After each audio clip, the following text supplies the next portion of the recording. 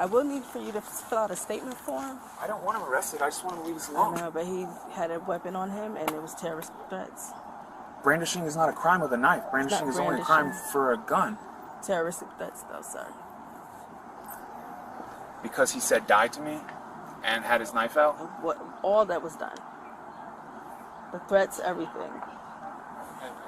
Let me get a statement. If I thought you were going to arrest him, I wouldn't call it. I just wanted to leave us alone. I understand, but we still have a job to do. Now he's gonna think I'm doing this because I'm white and he's black. All right, guys, welcome back to the channel. We got to take a look at an interesting video today. As you can see at the bottom of the screen, this happened on May 18th, 2022.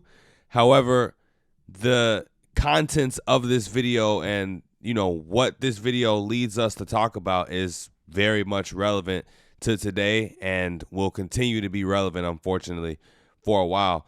So this white guy right here called the police on a homeless black guy who was allegedly, you know, according to him, threatening his family, threatening his kids, yelling at his kids, going back and forth with his kids. And, you know, in this video, we'll hear testimony from this guy and the homeless guy. So we get to hear both sides of the story, and, you know, you can think whatever you may. And when the police ultimately decided to arrest the black homeless guy, this guy, the white guy, starts crying, and, you know, he says that he doesn't want this homeless guy to think that he's racist or accuse him of being racist. Now, just speaking to all of the men out there watching this video, I'm sure most people are men. I mean, even women can agree with what I'm about to say, but, you know, as a man, being a protector is an important thing. So whether I'm with my woman, whether I'm with my mother, whether I'm with my family, kids, nieces, nephews, whatever, it doesn't matter. If anyone is making a threat towards us as a whole, towards me, towards my children, towards my woman, my mother, anything, it's no remorse at that point. If you're making threats towards my family, it's my duty as a man to protect them. So I don't care if you're white, black, gay, lesbian, I really don't care. You will have to be dealt with in one way, shape, or form, whether it's me having to deal with it myself or if I have to call the police so they can get you up out of here. But we're about to watch this video. Don't forget to like, comment, share, and subscribe while we're watching. Now let's roll it. May 18th, 2022, an alarming incident unfolded at Flowers Park in Doraville, Georgia, when a man brandished a knife and threatened a family. According to the suspect, he claimed to be peacefully sitting in the park when the family began screaming at him for no apparent reason. Furthermore, he alleged that the children directed inappropriate insults towards him. However, upon speaking with the family, a different account of the events emerged. Will not leave us alone. We didn't do anything to provoke him. I got tired of it. I came. He's over here. I'm way the hell over here. Please be quiet. Please be quiet. Please shut up. Please leave us alone. That's what he's telling you to do? I'm telling him to leave us alone. Hey, tell me what's going on. I was sitting here literally. I'm going through a very stressful time. And I was just literally just sitting there, and he just started screaming. The kids called me like, oh my God. I was like, can you just leave me alone? And they just kept coming. Where were you? You said you were just sitting here? Yes, ma'am. Like literally, I literally was just like, stop. Are you close? And they just wouldn't leave me alone. I was down Flowers. I'm by myself. My phone isn't on, so I was just like, whatever. As long as they don't bother me, I won't say anything. But then they just kept nagging. I can't even remember what they were saying. 1025. Then he came over after they called me a 1025. They kept saying something like fail, and yeah, it's a fail. And I'm like, what the fuck are you talking about? You know how people do that around town now. Okay. And yeah, I was just sitting there, and then he came over, and he pulled something from his pockets, and I can barely see right now because I don't have my glasses on. So my eyes are a little crazy. But I was just like, why is he pulling something from his pocket? He's like, yeah, I have a license to carry a concealed gun. I'm like, oh my God, stay away from me. And then that's why I was like, I have my knife, but I stayed seated, and he threatened to pull a gun out. So I was like, well, call the cops then. I was just yelling 911 because I know the police station's right there. And I was just like, well, call the cops then. Well, I didn't say that. I was just like, 911, because he's the one that's acting like he can pull a gun out. He said he had a license for a concealed weapon, so I was just like, I don't need to deal with your gun. leave me alone. I just kept screaming, leave me alone. Mm-hmm. Okay, so you said you were just sitting on the bench and they came over and they were saying stuff to you. Yes, ma'am. Be quiet? Yeah. So my kids are playing on the playground, and then out of nowhere, shut up, leave me alone, go away, you're bothering me, fuck your dog. I mean, all kinds of stuff.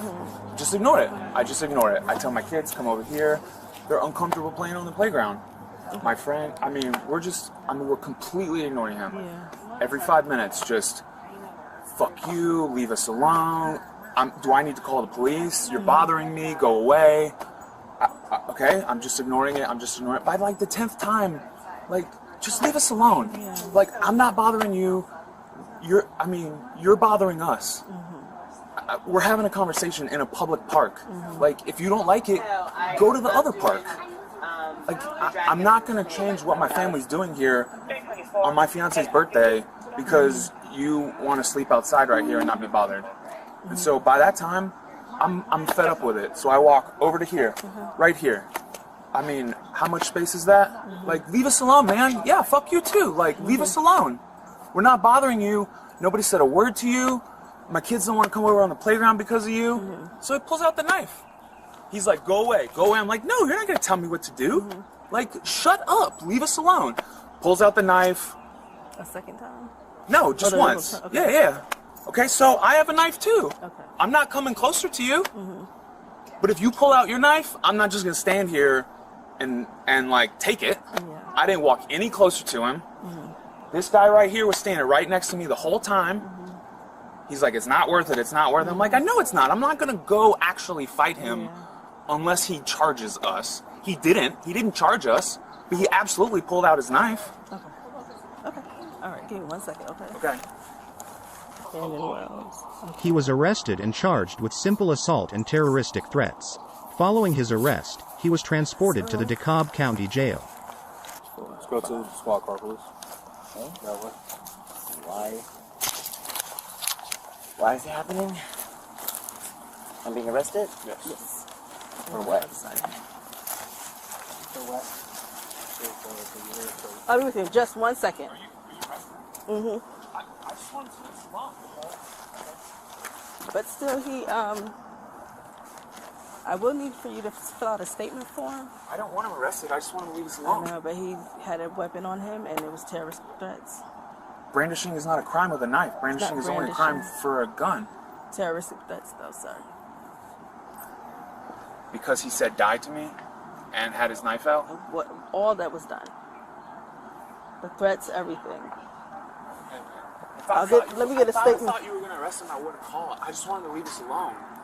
I understand, but we still have a job to do. Now he's gonna think I'm doing this because I'm white and he's black, or he's homeless and I'm not. I don't want that. But did he do what he did? Yeah, but I don't want him thinking I did it because he's in whatever situation he's in. I just want him to leave us alone. I doubt that.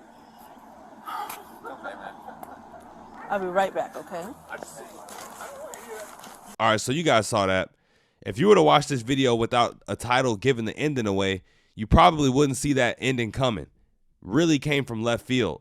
Now, based on the information that we received from both parties, in my opinion, I think the white guy gave the more accurate description of what happened between both parties. It seems like the homeless guy was chilling or laying down on the bench at the park, and the white guy and his kids wanted to go play at the park.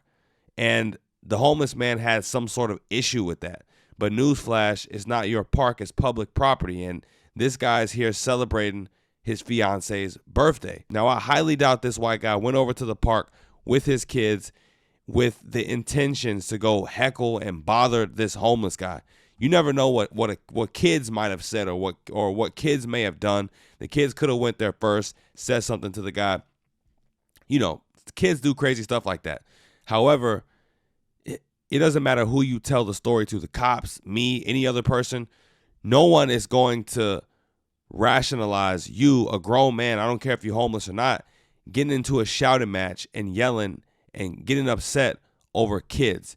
You will always lose in that argument. So there is no rationale for the homeless man yelling at the kids or yelling at this guy and his family. Now, like I said, as a man, it's your job to protect your family. I think we can all agree on that. So once the knife comes out, that's when it's real, and that's when we have an issue. The homeless guy was consistently yelling, shouting out threats toward this man and his family. So rightfully so, this man calls the police. Now begins my criticism of the white guy. You know, if you call the police on somebody, you don't get to dictate how they handle a situation. You know, it's their job to assess the situation. They pulled up to the scene, and the determination was that this guy was a threat towards the white man and his family and could potentially be a threat to somebody else in the future, and you never know what could happen. So he got arrested. Now, I understand not wanting to see somebody go to jail. I understand having a certain level of empathy, but this is beyond empathy. This is just straight up white guilt, because the first thing this guy said was, I don't want him to think I did this because I'm white and he's black. There's clearly a high level of anti-racism training that has infiltrated this man's brain, where he thinks that he should feel bad about calling the police on someone if they're threatening his family under the pretense that the person is black. Race hustling is a serious industry, and one of the most booming sectors of it is anti-racism. You got people writing books, selling courses, doing seminars, teaching people how to be anti-racist. And they target white people and white liberals especially because they know that these people have harnessed a level of guilt from, you know, things they see that go on socially that they don't quite understand. So the void is filled by some black lady or some person of color telling them that they're racist, they were born racist, black people are oppressed, you know, you can't call the police on black people apparently, or else you're racist. It's just ridiculous. I understand him to an extent not wanting to be called a racist. In 2023, you know, being called a racist could ruin you. You know, he could be the next online internet craze everybody's talking about. And nobody wants that. I get it. But the only reason why this stuff has so much power, the word racism has so much power over people like this, is because they allow it. If less people allowed this to have so much power over them, then it wouldn't really matter. We need to be treating people equally. Equal treatment means I don't care if you're black, I don't care if you're white. You pull out a knife on me, I'm calling the police on you, and I won't feel bad about it. That is equality. I don't care if you're black, white, Indian, Mexican.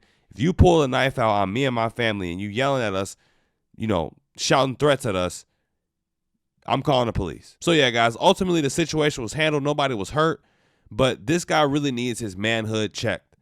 You know, if I'm his wife or if I'm his family sitting there watching him crying because he had to call the police on somebody who just happened to be black and they got arrested and he's crying about it, I wouldn't feel safe with him as a protector. Your obligation as a man with a family is to your family, not towards this homeless guy, not towards idiots on the internet who will see a video like this and say, oh, that white guy was racist because he called the police on a black guy. Who cares?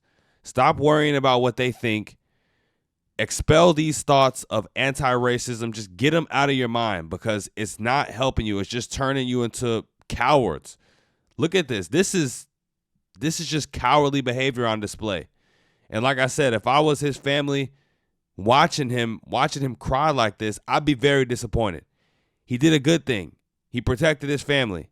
He stood up to the guy before the police were there, and then he called the police. He helped to protect his family. You did a good thing. You did the right thing. Pat yourself on the back. Go enjoy the rest of your day. Enjoy your fiance. Enjoy your family. Don't start crying and groveling because you had to do what had to be done. But that's all I got for this video, you guys. Please, please, please let me know what you thought about this in the comments down below. Don't forget to like, comment, share, and subscribe. Hit that notification bell. And until next time, you guys, I'm out of here. Peace.